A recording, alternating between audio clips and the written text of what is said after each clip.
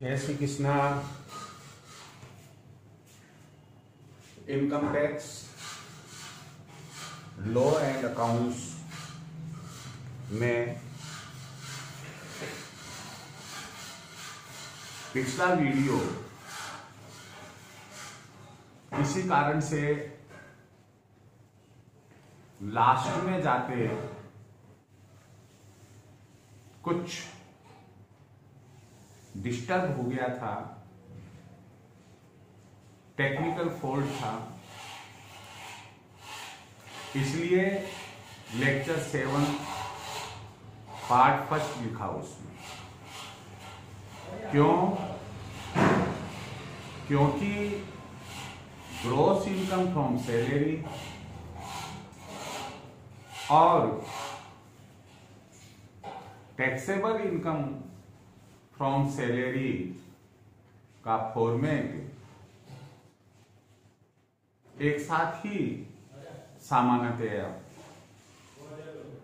बनाकर हमें सीखना होता है। हमने पिछले वीडियो में जो लास्ट आइटम के बारे में हम कह रहे थे, आप यदि सीरियसली उसे देख रहे हैं तो वो पाएंगे कि वो था अपना interest on balance of recognized provident fund in excess of, ये जो यहां पर परसेंट आनी है वो परसेंट में जब प्रोविडेंट फंड की स्टडी कराऊंगा आपको, उस समय आप लोगों को बहुत अच्छी जानकारी दूंगा। तो ये चीज आप उसमें ध्यान रखें कि वो जो लास्ट पॉइंट था उसमें वहां interest on balance of recognized provident fund की टैक्सेबल अमाउंट आ गई। इसके बाद फॉर्मेट कंटिन्यू है। यहां हम आज का वीडियो डिस्कस करें, आज का लेक्चर डिस्कस करें।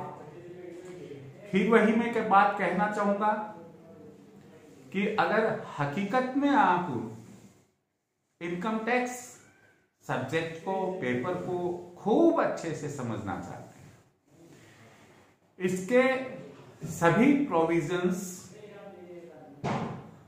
आप समझना चाहते हैं, याद रखना चाहते हैं, भाई ये बहुत जरूरी है कि आप वीडियो को शुरू से आखिर तक और जिस ऑर्डर में मैंने अपलोड किए हैं आप उसी ऑर्डर में देखें। देखने के साथ साथ आप सब्सक्राइब कर बेल बटन दबाएं ताकि आपको यह अगले वीडियो की जानकारी जब भी मैं अपलोड करूं तो मिल जाए। अपने साथियों को शेयर करें और आपकी अपनी जो क्वेरी है कमेंट में, कोई भी कमेंट हो, आप अपना वो कमेंट बॉक्स में।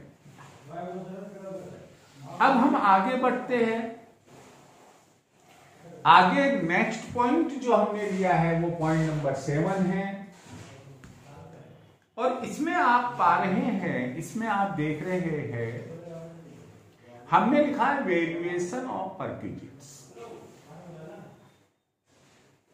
यहां साइन, यहां क्वेश्चन ये बनता है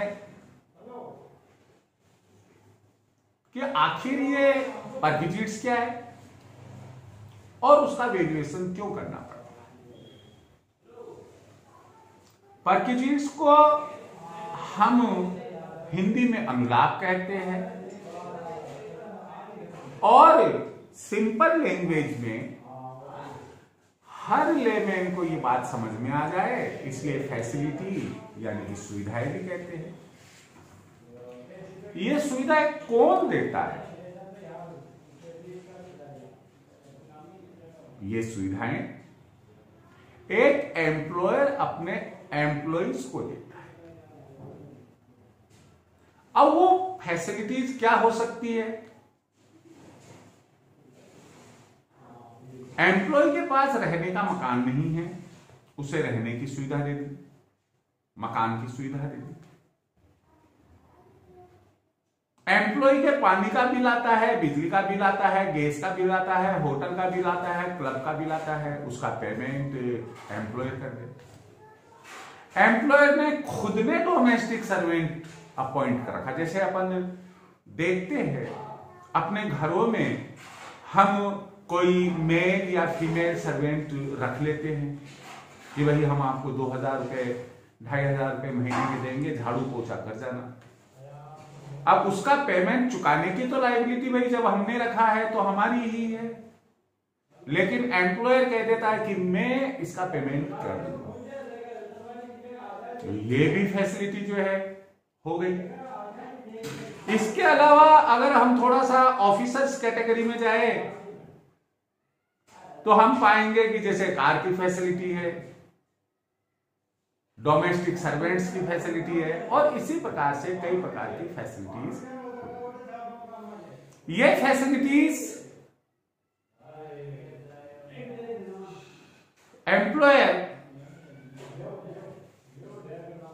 सर्विस की टर्म्स एंड कंडीशंस के अकॉर्डिंगली दे सकता है, अपनी इच्छा से दे सकता है, या at the time of interview appointment employ कहता है भाई मुझे ये फैसिलिटी मिलेगी तो मैं आऊंगा, नहीं तो मैं नहीं आऊंगा।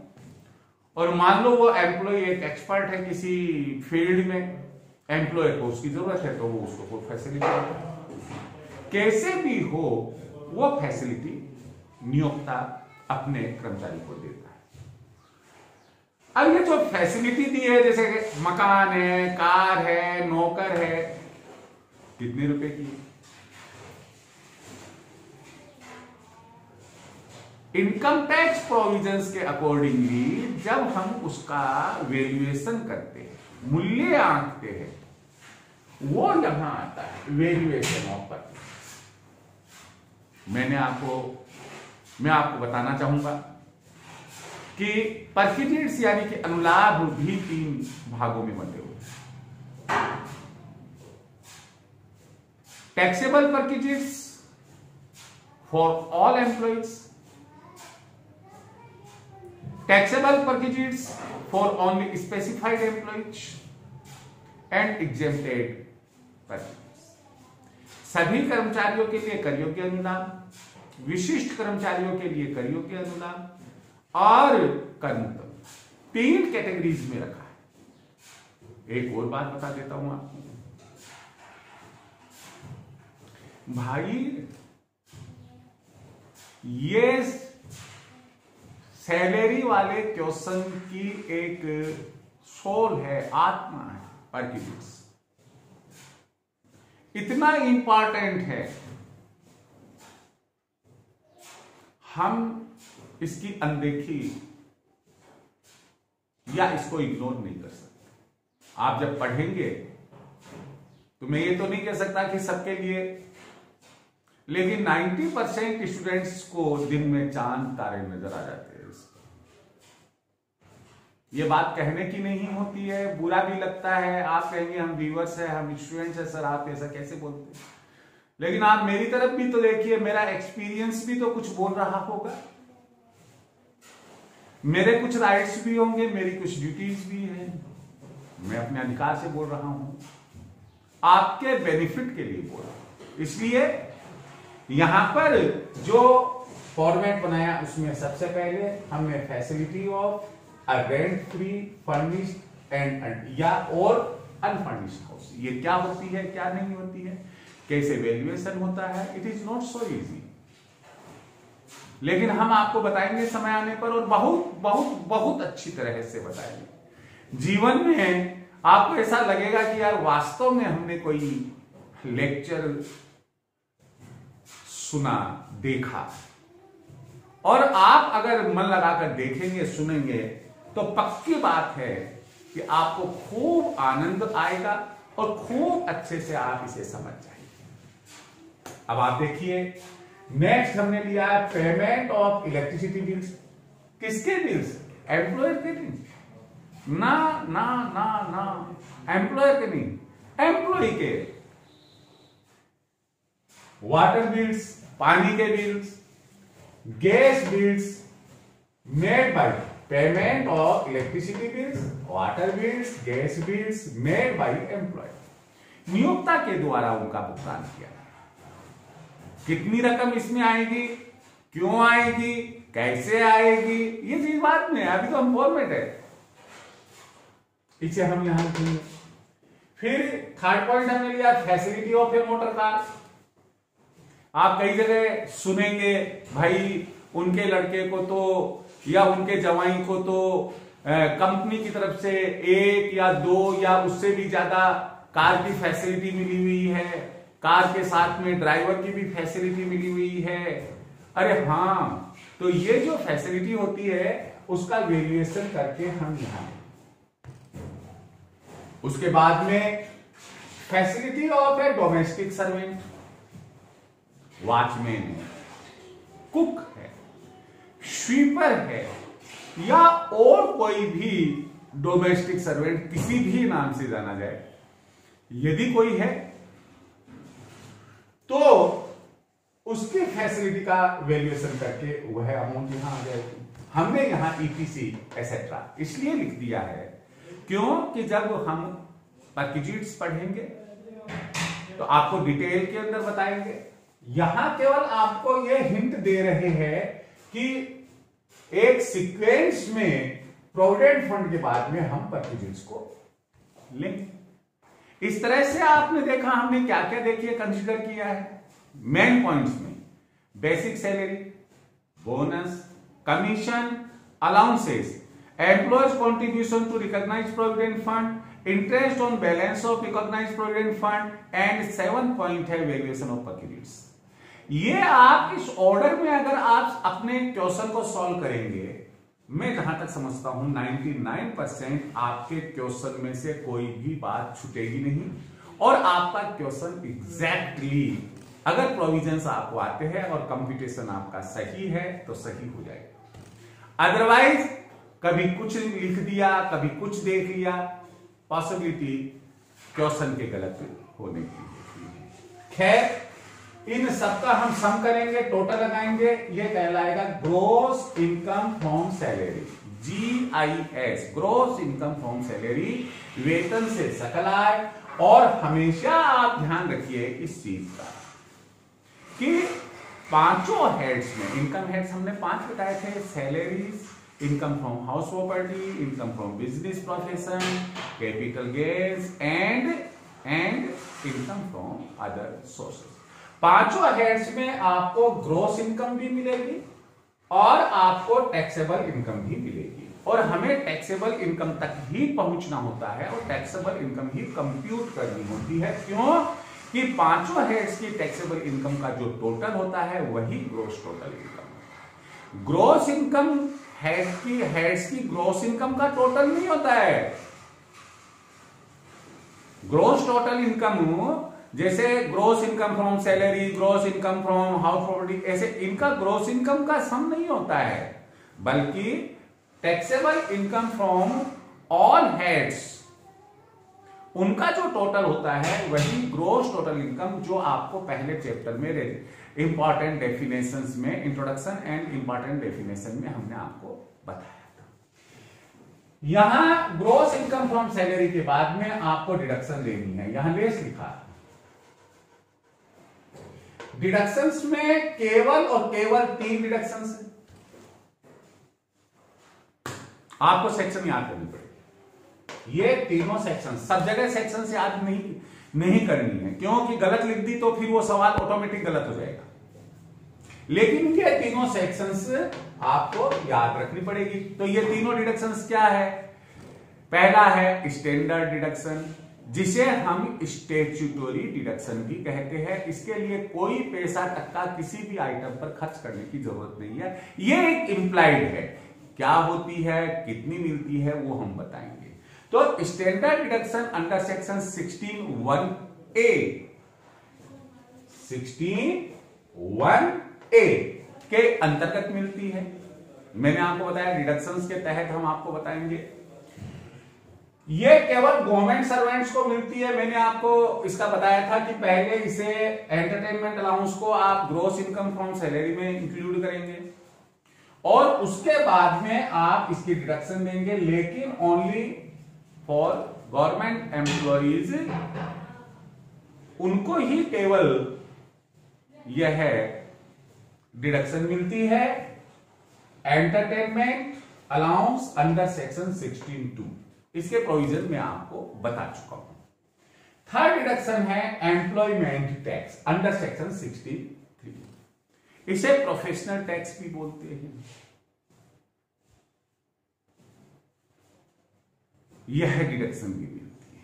कैसे मिलती है, कितनी मिलती है और क्या प्रोविजंस है इसके, ये भी हम बात में देखेंगे। इसमें से ये तो डिडक्शन एक, इसको लीगल डिडक्शन भी कह सकते हैं, स्टैट्यूटरी डिडक्शन कह सकते हैं, मैंडेटरी कंपल्सरी डिडक्शन कह सकते हैं। ये तो मिलेगी ही मिलेगी, इसके लिए क्वेश्चन में दिया हुआ नहीं होगा। लेकिन अगर एंटरटेनमेंट अलाउंस नहीं मिलता है तो ये डिडक्शन नहीं मिलेगी। अगर एम्प्लॉयमेंट टैक्स एम्प्लॉय ने नहीं चुकाया है या जो भी प्रोविजन है उसके अकॉर्डिंगली एम्प्लॉय की तरफ से नहीं चुकाया गया है, तो ऐसे केस के अंदर, ऐसे केस में ये डिडक्शन नहीं मिलेगी। तो ये दोनों के लिए स्पेशल केस होना जरूरी होता है। लेकिन ये सभी कर्मचारी, ऑल एम्प्लॉइज, चाहे वो प्राइवेट सेक्टर में काम करने वाला एम्प्लॉय हो, चाहे वो गवर्नमेंट सेक्टर में काम करने वाला एम्प्लॉय हो, सभी एम्प्लॉइज को standard deduction under section 16(1)(a) मिलती है। इनका सबका हम टोटल करेंगे और इसका टोटल करके हम ग्रॉस इनकम फ्रॉम सैलरी में से माइनस कर देंगे। तब हमारे पास में टोटल इनकम या टैक्सेबल इनकम, सॉरी टोटल नहीं, टैक्सेबल इनकम फ्रॉम सैलरी आ जाएगी। भाई जो कल वाला हमारा यानी कि जो प्रीवियस वीडियो था उसमें जो टेक्निकल फॉल्ट की वजह से कंटिन्यू हम नहीं कर पाए थे, उसको आज कंटिन्यू करके पूरा कर दिया है। मुझे पूरी उम्मीद है कि अगर दोनों को आप साथ साथ देखेंगे या अलग अलग थोड़े समय के अंतराल से देखेंगे तो आपको अच्छे से ये फॉर्मेट समझ में आ जाएगा।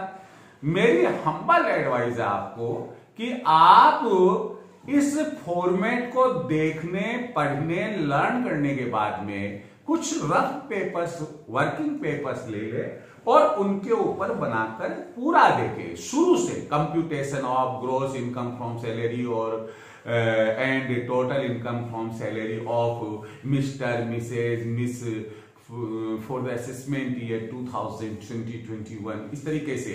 क्यों कि अगर आप ऐसी प्रैक्टिस नहीं करेंगे, अभी आपको मालूम है कॉलेज में क्लासेस लग नहीं रही है और जो प्रोफेशनल्स है उनके भी चाहे वो किसी भी चैप्टर से रजिस्टर्ड हो, वहां चैप्टर भी पर भी क्लासेस नहीं लग रही है, ऑनलाइन क्लासेस चल रही है। और ऐसी स्थितियों में मैंने अपना फर्ज समझकर कि क्यों नहीं मैं आपको मेरा एक्सपीरियंस शेयर करूं, मैंने इनकम टैक्स से संबंधित जो नॉलेज है वो आपको देने की कोशिश कर रहा हूं। आप प्लीज इसे खूब अच्छे से समझे, देखें, अपनी क्वेरीज को जरूर जरूर पूछे। मेरी पूरी कोशिश रहेगी कि आपको ऐसी कोई नौबत नहीं आएगी कि मैंने बताया और आपको समझ में नहीं आया। फिर एक बार पूरा देखेंगे, लाइक करेंगे, सब्सक्राइब जरूर कीजिएगा। सब्सक्राइब करने से आपके पास में मेरा वीडियो जल्दी आ जाएगा। सब्सक्राइब कीजिए, बेल आइकन दबाइए, शेयर कीजिए, कमेंट दीजिए। Thank you very much. All the best.